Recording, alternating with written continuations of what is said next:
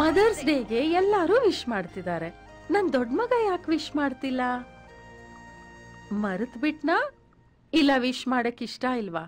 ಸೋಮವಾರ ಈಶ್ವರ, ಮಂಗಳವಾರ ವಿಘ್ನೇಶ್ವರ, ಬುಧವಾರ ವೆಂಕಟೇಶ್ವರ, ಗುರುವಾರ ರಾಯರು, ಶುಕ್ರವಾರ ಅಮ್ನೋರು, ಶನಿವಾರ ಯಜಮಾನರು ಅಂತ ವಾರ ಪೂರ್ತಿ ಪೂಜೆ ಮಾಡಿಸ್ಕೋ ದೇವರಿದ್ದಾರೆ.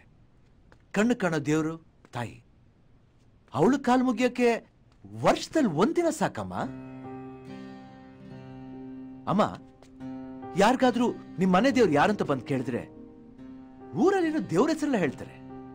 ಆದ್ರೆ ನನ್ನನ್ನ ನಮ್ಮ ಮನೆ ದೇವ್ರು ಯಾರಂತ ಕೇಳಿದ್ರೆ ಪ್ರಮಾಣ ಮಾಡಿ ಹೇಳ್ತೀನಿ, ನನ್ನ ಮನೆ ದೇವರು ನಮ್ಮಮ್ಮ ಅಂತ.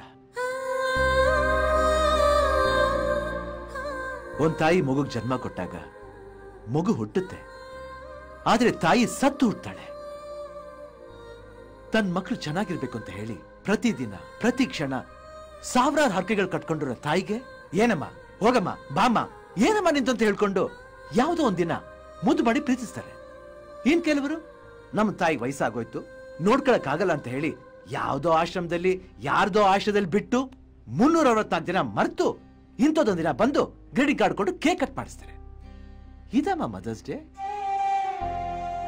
ನನ್ನ ಪ್ರಕಾರ ಜೀವ ಕೊಟ್ಟೋಳ್ನ ಜೀವ ಇರೋವರೆಗೂ ಜೀವಕ್ಕಿಂತ ಹೆಚ್ಚಾಗಿ ಪ್ರೀತಿಸ್ಬೇಕು. ಅದಲ್ಲಮ್ಮ ಮದರ್ಸ್ ಡೇ.